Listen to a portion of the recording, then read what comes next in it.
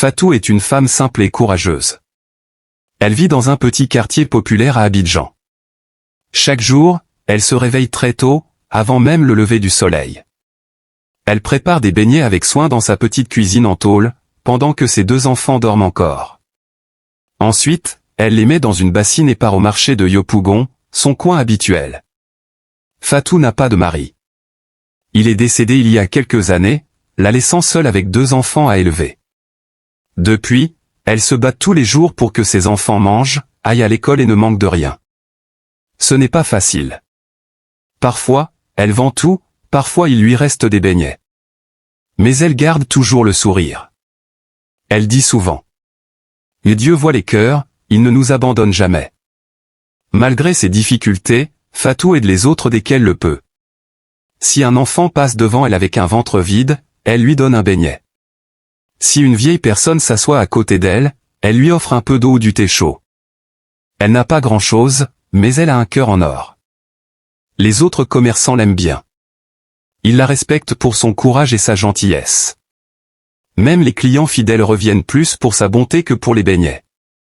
Elle ne le sait pas encore, mais un jour, un de ces petits gestes de bonté va changer sa vie pour toujours. Ce jour-là, le ciel est gris. Les nuages sont lourds, la pluie commence à tomber doucement. Fatou, comme d'habitude, se lève tôt. Elle prépare ses beignets même si elle sait que sous la pluie, il y aura peu de clients. Mais elle ne veut pas manquer une journée de vent. Chaque jour compte. Elle enfile son vieux pagne, prend son parapluie cassé, et sort dans la rue. Le sol est boueux, les flaques d'eau partout. Elle marche lentement jusqu'au marché, en tenant bien sa bassine de beignets contre elle. Arrivée à son petit coin habituel, elle installe son parasol qui laisse passer l'eau par endroits, puis étale une natte en plastique pour poser sa marchandise. Elle soupire un peu, regarde le ciel, puis se met à appeler doucement. Chaud les beignets. Beignets tout frais. Mais les passants sont rares ce matin. Beaucoup préfèrent rester chez eux à cause de la pluie. D'autres passent en courant, sans la regarder. Fatou ne se décourage pas. Elle essuie ses mains, réarrange les beignets, et garde l'espoir qu'un client viendra bientôt. Au bout d'un moment, alors qu'elle regarde au loin, son regard se pose sur quelque chose d'étrange. Une vieille dame est assise seule au bord du trottoir, sous la pluie. Ses habits sont sales, trempés. Elle tient une petite valise abîmée entre ses jambes. Elle ne parle pas, ne bouge presque pas. Elle semble fatiguée, comme si elle n'avait plus la force de se lever. Fatou l'observe discrètement. Elle regarde autour d'elle, personne ne fait attention à la vieille dame.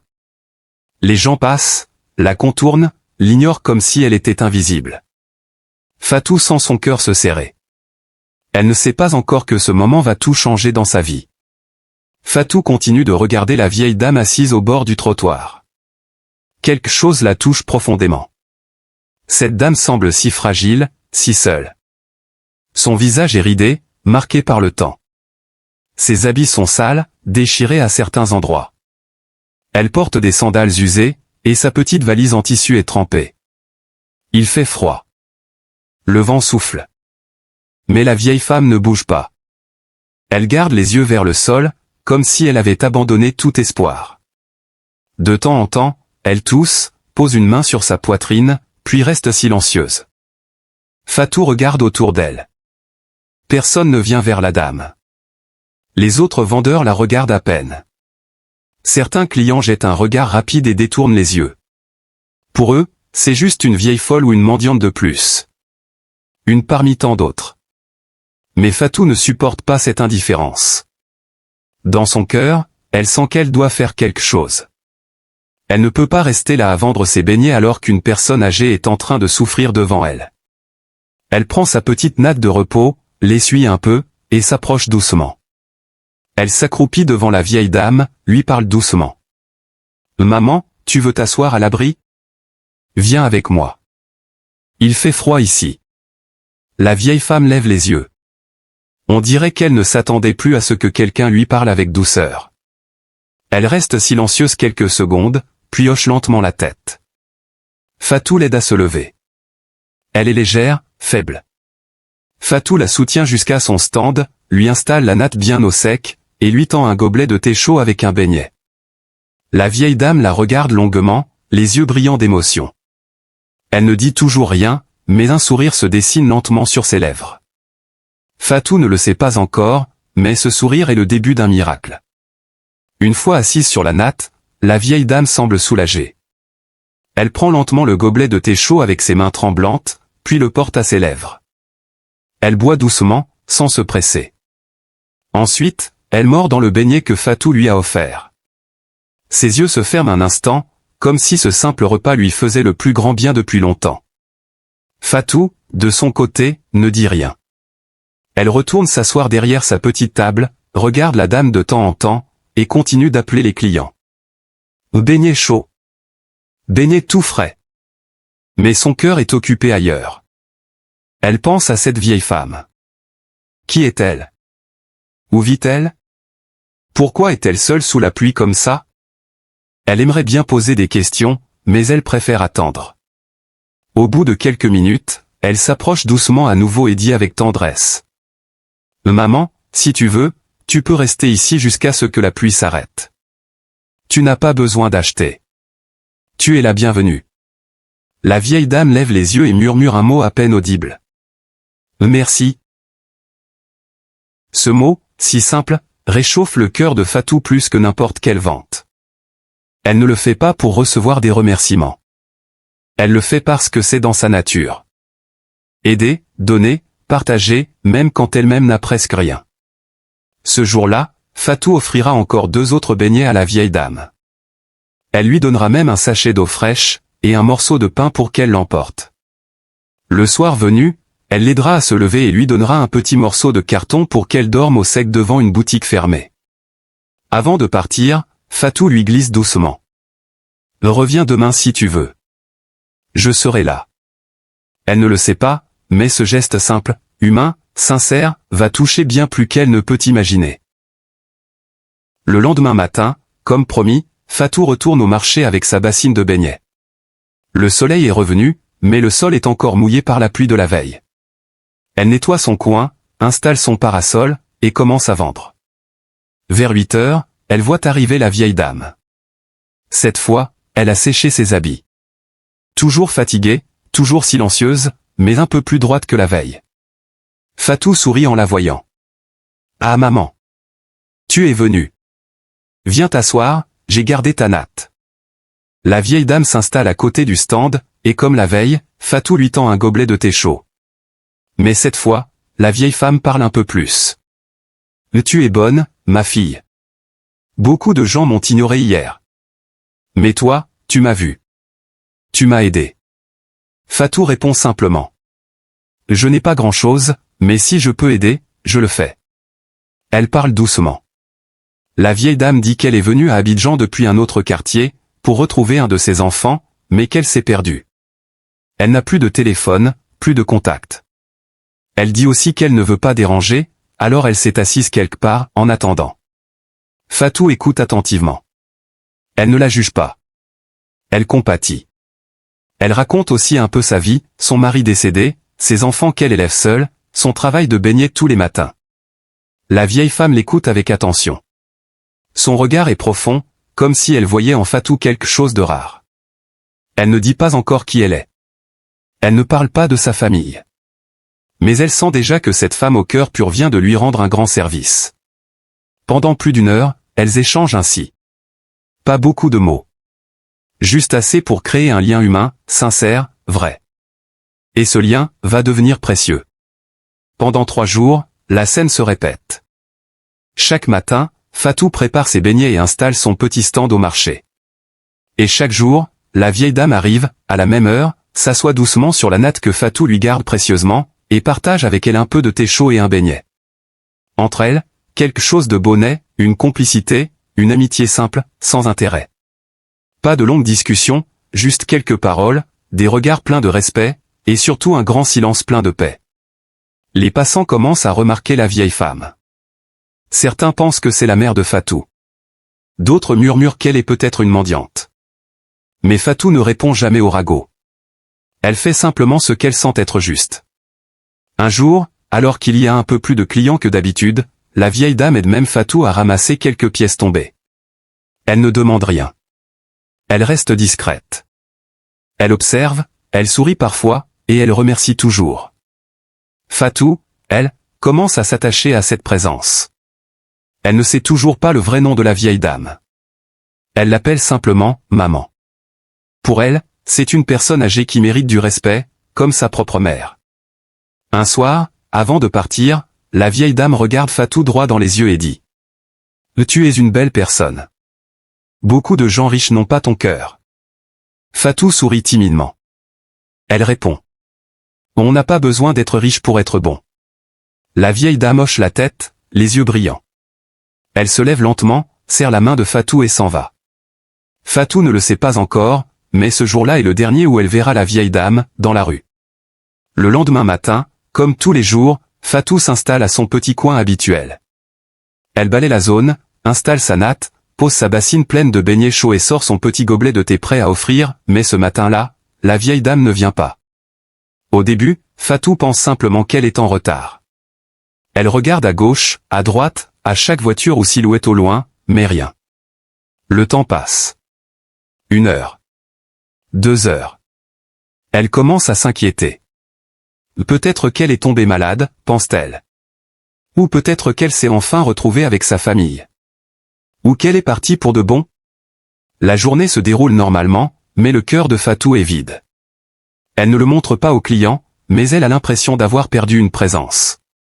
C'est fou comment, en si peu de temps, cette vieille femme a réussi à occuper une place dans son cœur. Les jours suivants, Fatou continue d'espérer. Elle prépare toujours une portion de thé et garde un beignet de côté. Elle regarde à chaque coin de rue, au cas où elle réapparaîtrait. Mais rien. Pas de nouvelles. Pas de traces. Silence total. Les autres vendeurs commencent à lui poser des questions. « Et ta vieille maman là? On ne la voit plus ?» Fatou sourit tristement et répond. « Elle a sûrement trouvé un meilleur endroit. Ou peut-être qu'elle est rentrée chez elle. » Mais dans le fond, elle s'inquiète. Elle aurait aimé lui dire au revoir, lui demander son vrai nom, ou simplement savoir qu'elle va bien. Elle finit par penser que cette rencontre, aussi courte qu'elle ait été, était une parenthèse dans sa vie. Une belle parenthèse. Un rappel que même dans la rue, on peut vivre une vraie connexion humaine. Fatou ne se doute pas que ce silence cache en réalité quelque chose de beaucoup plus grand, quelque chose qu'elle ne pouvait pas imaginer. Une semaine après la disparition de la vieille dame, Fatou a presque repris sa routine. Elle pense encore à elle de temps en temps, surtout le matin quand elle prépare son thé. Mais la vie continue. Il faut vendre, nourrir les enfants, payer les petits crédits du mois. Ce jour-là, comme toujours, elle s'installe à son coin du marché. Il fait beau, les clients sont au rendez-vous. Elle vend quelques beignets, discute avec les habitués. Puis, vers 10 heures, une voiture noire luxueuse arrive et se gare juste en face de son stand. Une grosse voiture, bien propre, vitres teintées. Rien à voir avec les voitures de quartier. Tous les regards se tournent vers elle. 2 hommes élégamment habillés sortent, en costume complet, chaussures brillantes, oreillettes à l'oreille comme des agents de sécurité. Ils avancent directement vers Fatou. Elle les regarde, confuse. Elle pense d'abord qu'ils viennent acheter, mais l'un d'eux l'interpelle avec respect. « Bonjour madame. C'est bien vous, Fatou, la vendeuse de beignets ?» Elle sursaute un peu, méfiante. « Oui. C'est moi. Il y a un problème ?» Le second homme sourit doucement. « Non, aucun problème. Nous sommes envoyés par monsieur Amadou Diarra. Il souhaite vous rencontrer. » Fatou fronce les sourcils. Ce nom ne lui dit rien. Qui est cet homme? Et pourquoi un inconnu riche voudrait-il la rencontrer? Elle regarde autour d'elle.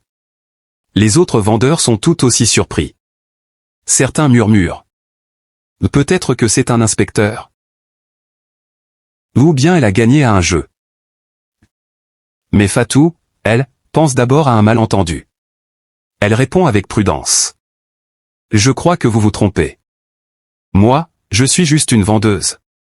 Je ne connais pas ce monsieur. Mais les hommes insistent, toujours polis. Et il vous connaît, madame. Et il tient beaucoup à vous voir. Il vous attend maintenant. Fatou hésite, regarde sa marchandise, puis accepte, encore confuse. Elle emballe sa bassine, prévient sa voisine de stand, et monte dans la voiture. Elle ne sait pas encore que ce voyage va marquer un tournant dans sa vie. Fatou est assise à l'arrière de la grande voiture noire. Elle serre sa petite sacoche contre elle, nerveuse. C'est la première fois qu'elle monte dans un véhicule aussi luxueux. L'intérieur est propre, climatisé, avec des sièges en cuir. Elle ne sait pas quoi dire, ni où poser les yeux. Elle regarde les deux hommes à l'avant. Ils sont silencieux, concentrés sur la route. Le véhicule traverse les rues d'Abidjan, quittant le quartier animé de Yopougon pour entrer dans la zone du plateau, le centre-ville des grandes affaires. Fatou n'y va jamais. Trop chic, trop loin de son monde. Elle regarde par la vitre les grands immeubles, les banques, les bureaux climatisés, elle se sent étrangère, toute petite dans ce décor. Au bout de 30 minutes, la voiture s'arrête devant une grande tour moderne avec des vitres fumées. Il y a un portier, un vigile, des agents de sécurité partout. L'un des hommes descend et vient lui ouvrir la portière. « Nous sommes arrivés, madame. » Elle descend, les jambes tremblantes.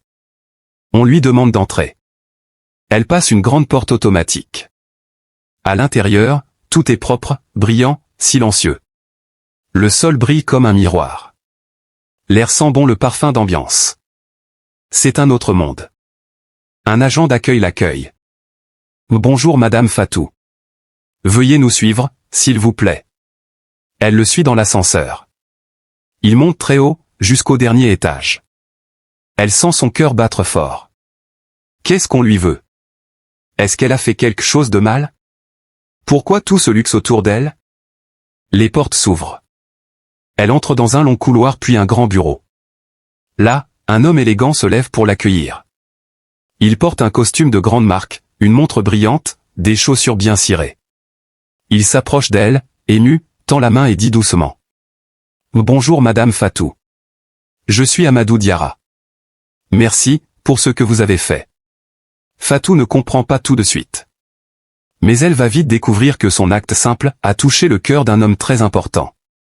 Fatou entre doucement dans le grand bureau de monsieur Amadou Diarra.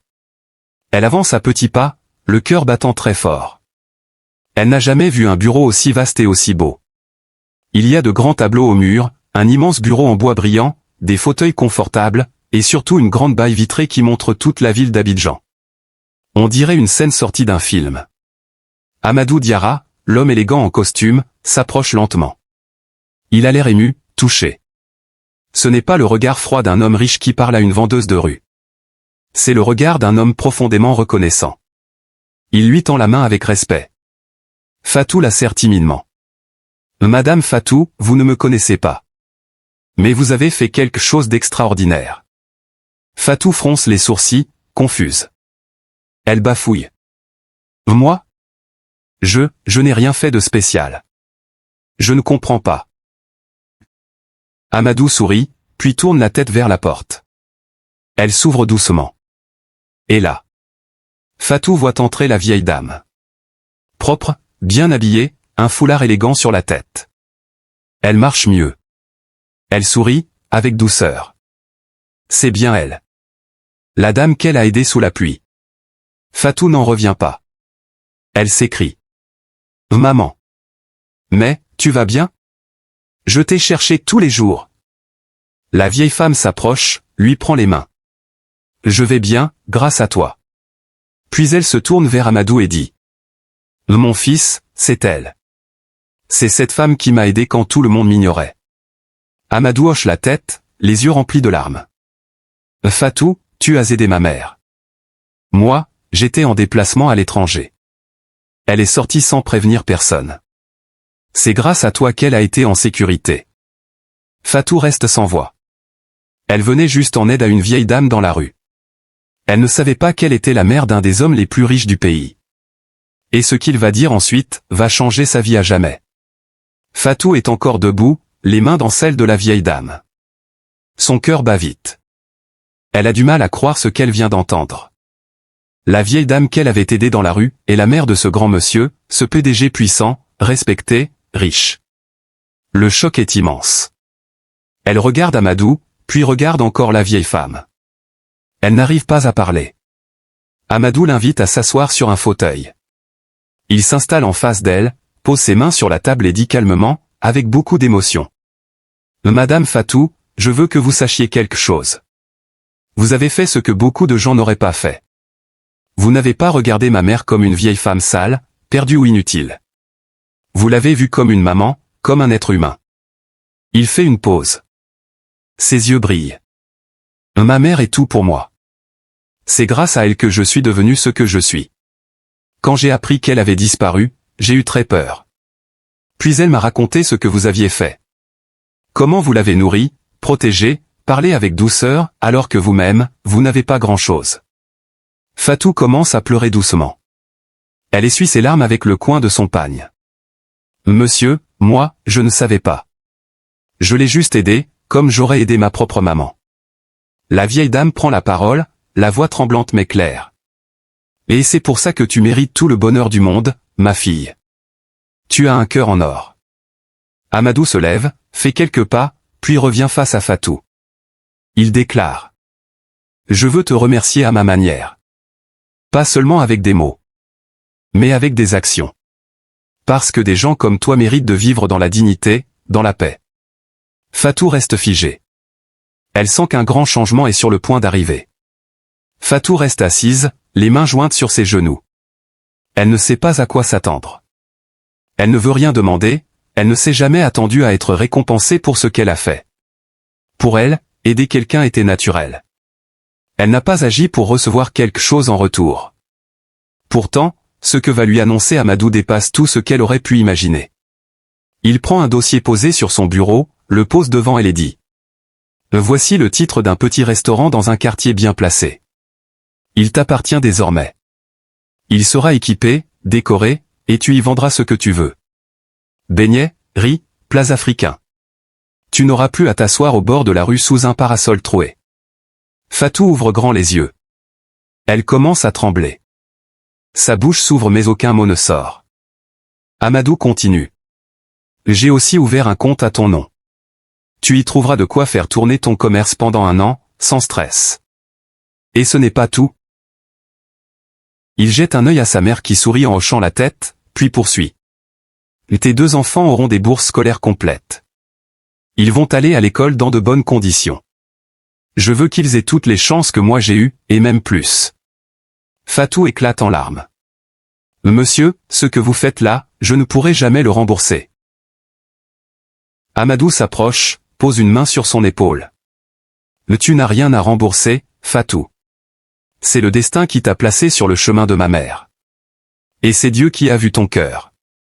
Moi, je ne fais que suivre ce que mon cœur me dicte. Fatou se lève, serre la main de la vieille dame avec tendresse, puis s'incline légèrement devant Amadou, comme pour lui dire merci avec tout son être. Elle repart ce jour-là, transformée. Ce qu'elle pensait être une journée comme une autre, était en réalité le début d'un nouveau chapitre de sa vie. Quelques semaines plus tard, dans un quartier animé mais mieux structuré d'Abidjan, une nouvelle enseigne attire l'attention des passants. Chez Fatou aux beignets et repas du cœur. Le petit restaurant est propre, bien peint, avec une belle terrasse ombragée. À l'intérieur, l'odeur des beignets chauds, du poisson braisé et du riz sauce tomate flotte dans l'air. Une file de clients attend, le sourire aux lèvres. Derrière le comptoir, Fatou est là. Toujours souriante, toujours simple. Mais cette fois, elle n'est plus assise sur une natte au sol. Elle porte une jolie robe, un foulard assorti, et un tablier neuf. Elle a embauché 2 jeunes filles du quartier pour l'aider. L'une s'occupe des boissons, l'autre du nettoyage. Elle paie chacune d'elles dignement, comme elle aurait voulu qu'on l'aide, elle aussi, autrefois. Ses enfants vont désormais à l'école privée, avec des sacs neufs, des cahiers bien rangés, et des rêves plein la tête. Chaque soir, ils retrouvent leur maman dans un logement propre, confortable, loin des toitures en tôle et des inondations. Un jour, un journaliste vient lui poser une question. Madame Fatou, qu'avez-vous ressenti en apprenant que la vieille dame que vous avez aidée était la mère d'un milliardaire? Elle sourit doucement, regarde dans le vide un instant, puis répond. Je n'ai rien fait d'extraordinaire. J'ai juste fait ce que tout être humain devrait faire. Ce n'est pas parce qu'on est pauvre qu'on doit fermer son cœur. Le respect, la bonté, ça ne coûte rien. Mais ça peut tout changer. Et elle ajoute. Ce que tu sèmes dans la vie revient toujours vers toi. J'ai semé un peu d'amour, et Dieu m'a donné une récolte que je n'aurais jamais imaginée. Leçon de vie. Parfois, c'est dans nos moments les plus simples que nous faisons les plus grandes choses. Aider quelqu'un sans rien attendre, c'est peut-être ce qui ouvrira la plus belle porte de ta vie. Ne te dis jamais que tu es trop petit pour changer le monde. Ton geste, ton sourire, ton attention, peuvent être le miracle que quelqu'un attend.